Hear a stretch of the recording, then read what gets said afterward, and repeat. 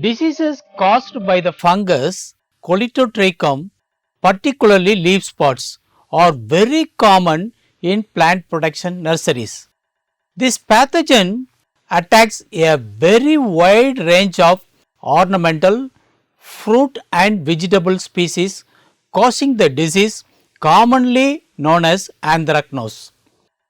Leaf spot disease caused by a range of fungi other than Coleotrichum, for example, Elsino, Phyllostricta and Phoma species, are sometimes referred to as anthracnose as well. It can sometimes be difficult to distinguish between leaf spots caused by Coleotrichum and these other fungi. The fungus Pestaloceopsis cause leaf spots, petiole or rachis blights and sometimes a bud rot of palms. In other words, unlike the other leaf spots and petiole blight pathogens which attack either the leaf blade or the leaf petiole, Pestaloceopsis attacks all parts of the leaf from base to tip. It is also one of the more ubiquitous fungi in the palm canopy and is easily isolated from healthy palm tissue. The microsclerotia serve as the primary source of inoculum and have been found to persist within the soil up to 3 years. The microsclerotia are black, spherical to oblong structure that are produced in the host tissue and released into the soil as the infected plant decays. Agrimonium is a complex and large polyphyletic genus of Ascomycota with species scattered in diverse orders. Now we will see about Coleotrichum. The Coleotrichum is a anamorph stage and its teleomorph stage is Glomerella. Now we will see it in detail. Leaf spots are the most common cause of production losses due to Coleotrichum anthracnose in nursery situation. Although the disease can also present as a leaf blight, spot, dieback or cankers of stems, shoots and twigs as a rot of cuttings, a blight or spot of flowers or fruit rot. Symptom expression is highly dependent on the host plant species, but often lesions initially appear as small water-soaked circular area. With time, lesions enlarge and become tanned to dark brown or black in color, circular or irregular in shape, and may be surrounded by a bright yellow halo in some host. Lesion may also become slightly sunken with the time, often leading to a raised rim on affected foliage, flowers, buds, stems and fruit. In advanced stages of lesion development and under favorable environmental conditions, fruiting bodies may be observed on dead tissue in the center of spots. When the asexual stage of the fungus is present, rings of fruiting bodies exuding slimy salmon colored spore mass may appear. When the sexual stage of the fungus is present, globous fruiting bodies, that means perithecia, may be produced by the fungus Coleotrichum. Cleosporides is the predominant species causing Coleotrichum anthracnose in nurseries, particularly in tropical and subtropical regions. It has a very wide host range, although in some cases host specific strains can occur which will only infect a particular plant host species or only cause very mild symptom in other non-host. In many cases, however, an isolate of Coleotrichum Cleosporides from a particular host plant species will be capable of causing anthracnose in different host plant species. Now we will see the disease cycle and its spread. Warm, humid and wet conditions favor infection disease development. Sporulation and spread of Coleotrichum species. Spores produced by the asexual stage of the fungus are produced in large numbers on diseased plant tissue, and this includes dead and decomposing leaf litter which gathers at the base of the plants. The spores are embedded in a slimy matrix and are readily spread to neighboring plants by splashing water. Spores of the fungus will germinate in the presence of free moisture and if conditions of temperature are favorable. Different species of Coleotrichum vary in their temperature requirements for optimal growth and infection, but most are favored by warm temperatures. Once germinated spores typically produce an infection structure on the surface of the plant tissue. From this infection structure, the fungus produces an infection peck which can directly penetrate the intact cuticle of plant tissue. The fungus can also enter plant tissue through wounds and in some hosts such as Hamilia. This mode of infection is very important. Once the fungus has penetrated the outer cell layer of the plant tissue, it then proceeds to colonize surrounding tissues. Under favorable conditions, the fungus will produce fruiting bodies in the center of lesions which erupt through the surface of plant tissues, thus completing the disease cycle. Now we will see the character of pathogen and host relationship. Species of Pasteurellosiopsis commonly cause diseases on a variety of plants or commonly isolated as endophytes or occur as saprobes. Pasteurellosiopsis agallochae from Exocarya agallocha and numerous other isolates from Leucopermum species have been reported to cause leaf spots. Pasteurellosiopsis longitudinala has been observed to be the major pathogen causing rot lesions on strawberry fruit. The same species and Pasteurellosiopsis thieae have been described as pathogenic on tea. Camellia sinensis Pasteurellosiopsis contain about 205 named species, many named after the host on which they were first observed. The understanding of species relationship within this weakly parasitic genus has been complicated because of inadequate morphological characters available to differentiate species. The conidia are usually fusiform, straight or slightly curved and 3 to 4 euseptate. Apical appendages are mostly filiform, either knobbed or not one to many, branched or unbranched.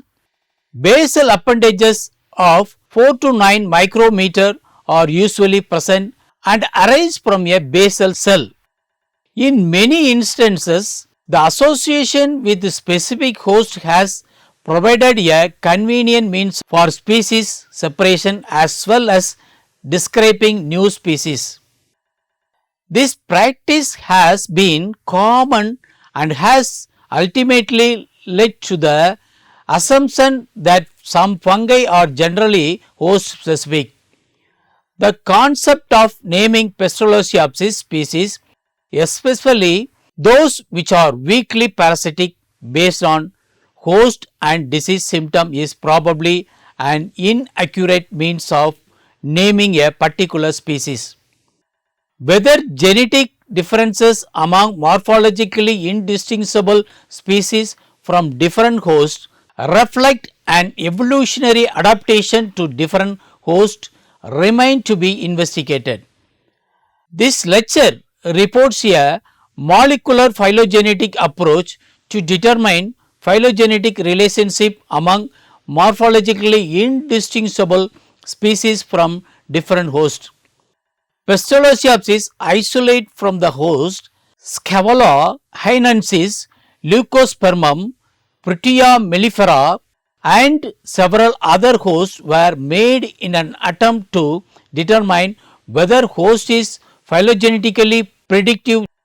DNA sequence from the rDNA gene region were used in phylogenetic analysis. Now we will see diagnosis technique. The exact diagnosis of Pasteurell's disease is based on identification of the fungal pathogen. The pathogen is identified by examining the fungal spores. This may be examined directly on the plant tissue if spores are being produced, or by placing the diseased tissue in a moist chamber to induce sporulation. Isolation of the pathogen can be made on artificial media and this growth then induced to sporulate. It is not uncommon to observe or isolate more than one potential pathogen from the same diseased tissue. In some cases, it is apparent which fungus was the first pathogen to invade the healthy tissue, while the second fungus moved into the resulting necrotic, that means dead tissue, as a saprobe. Pasteurellopsis palmara is the primary but not the only Pasteurellopsis species associated with palms. As indicated previously, Pasteurellopsis can be readily isolated from healthy palm tissue. The fungus is not host specific and has been isolated from a wide variety of palms. It has been demonstrated that the fungus usually requires wounds for the plant penetration necessary for disease development. It is not uncommon to isolate Pasteurellopsis and another pathogen from the same diseased tissue. In most cases, it is likely the other pathogen was the primary pathogen and Pasteurellopsis invaded through the wounds created by the primary pathogen. In Elis cunensis, it is well documented that insect damage is necessary for disease development. Disease management. Pasteurellopsis produce abundant spores that can be easily dispersed by wind and water movement. So, sanitation and water management are critical. Wounds or plant damage often seems to be a prerequisite for disease development, either naturally or from insect. Other pathogen, nutrient deficiencies or human activity, water management requires limiting the length of time when the leaves are wet or exposed to high humidity levels. This include elimination of overhead irrigation or irrigating in the early morning hours when dew is already present. Leaf wetness can also be decreased by increasing air circulation and increasing plant spacing. In nursery situation, severely diseased leaves should be pruned and destroyed to reduce spore available to infect healthy tissue. If the form is small with only a few leaves, eliminate the form completely. In the landscape where nutrient deficiency are often problematic, pruning diseased leaves may make the deficiency worse. Thus, one needs to decide which is or will deplete the form most, the disease or the nutrient deficiency. In many situations, the nutrient deficiency causes chlorosis and necrosis of the leaf tissue, creating the wound necessary for Pasteurellopsis infection. By eliminating the deficiency symptoms, one prevents disease developments also. Thus, proper nutrient management is critical for disease prevention and management. While fungicides may be useful to prevent further spread of disease, they are merely a supplement to water management, sanitation, injury prevention and good palm nutrition. Fungicides alone will not solve the problem. It is critical to understand that fungicides do not cure the leaf spot or petiole blight already present. Once a leaf spot or petiole lesion occurs, it will remain for the duration of the life of the leaf. Fungicides are used to prevent further spread of the disease by protecting the leaf tissue that has not been infected by the fungal pathogens.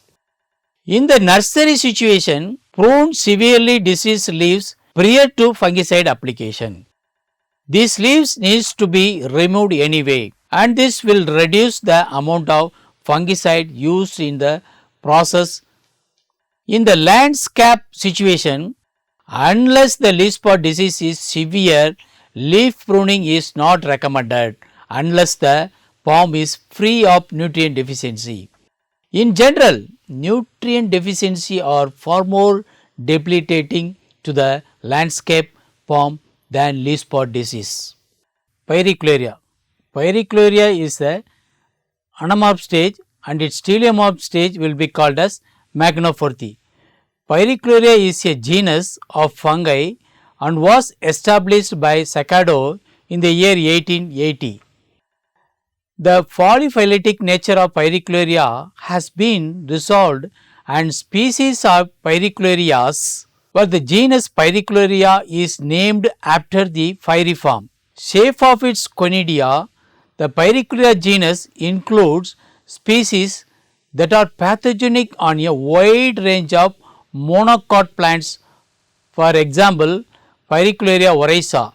The causal agent of the rice blast disease is one of the most widely distributed diseases of rice and is highly destructive, leading to up to 30% yield loss worldwide.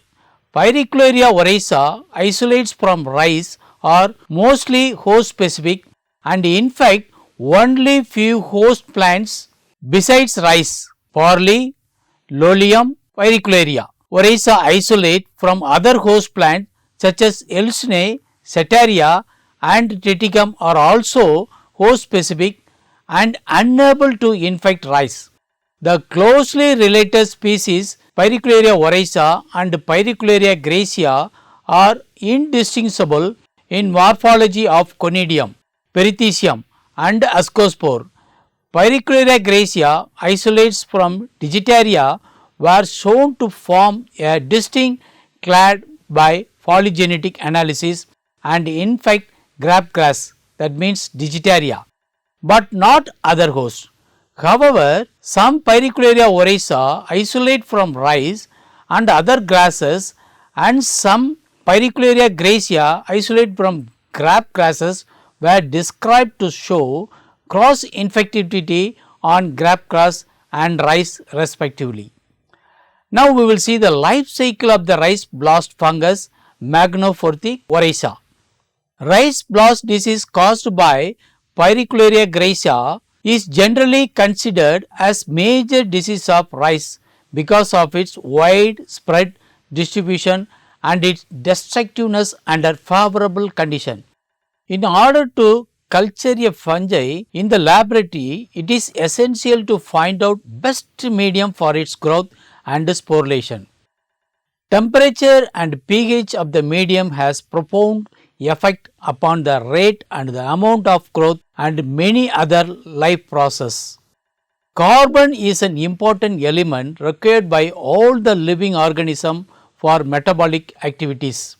Almost half of the dry mycelial weight of the fungal cell consists of carbon, which is the main structural element. Nitrogen is an important element for protein synthesis. The rice blast fungus starts its infection cycle when a three-celled conidium lands on the rice leaf surface.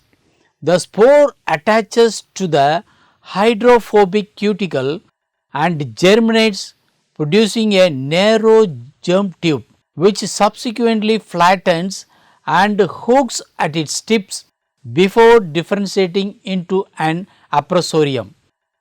The single-celled aprosorium matures and the three-celled conidium collapses and dies in a programmed process that requires autophagy. The aprosorium becomes melanized and develops substantial turgor.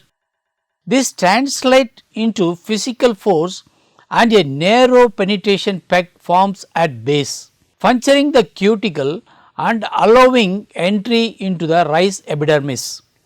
Plant tissue invasion occurs by means of bulbous invasive hyphae that invaginate the rice plasma membrane and invade epidermal cells.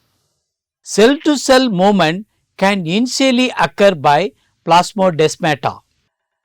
Disease lesion occur between 70 and 96 hours after infection and sporulation occurs under humid condition. Aerial conidospores with symbiotically arrayed spores are carried to new host plants by dewdrop splash. Next pathogen, Serracladium. Serracladium is the anamorph stage, Agrimonium is the teleomorph stage of this pathogen. Agrimonium is a complex and large polyphyletic genus of Ascomycota with species scattered in diverse orders of Sartoriomycetes. Based on a recent molecular phylogenetic study, the taxonomy of Agrimonium was reviewed and some important animal and plant pathogenic species transferred to Serracladium. Although both genera are morphologically similar and members of the orders Hypocreales, they are phylogenetically distinct. The type species of Agrimonium is related to Bionectriaceae. Although both genera are morphologically similar and members of the order Hypocreales, they are phylogenetically distant. The type species of Agrimonium is related to Bionectriaceae, while that of Serracladium is still considered as Incertacedes. Serracladium can be morphologically differentiated from Agrimonium by its elongated phyalides rising solitary on vegetative hyphae or on conidiopores that are sparsely or repeatedly branched. The production of abundant adelophyllaids and elongated conidia. In contrast, in Agrimonium, the conidiophores are mainly unbranched or poorly basitonously branched. The conidia are more variable in shape and adelophyllaids are usually absent. Serracladium presently encompasses 10 species. Serracladium oryza, the type species of the genus, is an important plant pathogen causing sheath rot of rice. It is also known to produce antimicrobial secondary metabolites such as helvolic acid and sertraline. Next, we will see Macrophyllina. The fungus Macrophyllina fasciolina, intensive cultivation practices, the crop has been found to suffer from many diseases of which root rot caused by Macrophyllina fasciolina has been contributing significantly to the low yield in Gujarat, which causes sorghum rot, acid stem blight, root rot, leaf blight, capsule rot, etc. Macrophyllina fasciolina, a soil inhabiting pathogen, attacks a large number of host plants including oilseed, pulses, vegetables and ornamentals. Damage that occurs due to this disease is more than 31% in Gujarat condition. However, information is lacking in Gujarat for management of root rot in sesame. Hence, the present investigation was undertaken to screen various phytoextract in vitro condition to manage root rot. Chickpea is the world's third most important grain legume, globally grown in over 40 countries. Chickpea suffers from seed-borne fungal diseases like black root rot, dry root rot, wet root rot, seed rotting, root rot, stem rot, ground rot, foot rot, Sclerotinia wilt and grey mold. Amongst this disease, dry rot such as dry root rot that caused by Macrophyllina fasciolina has been reported to cause severe losses right from seedling to maturity of the crop.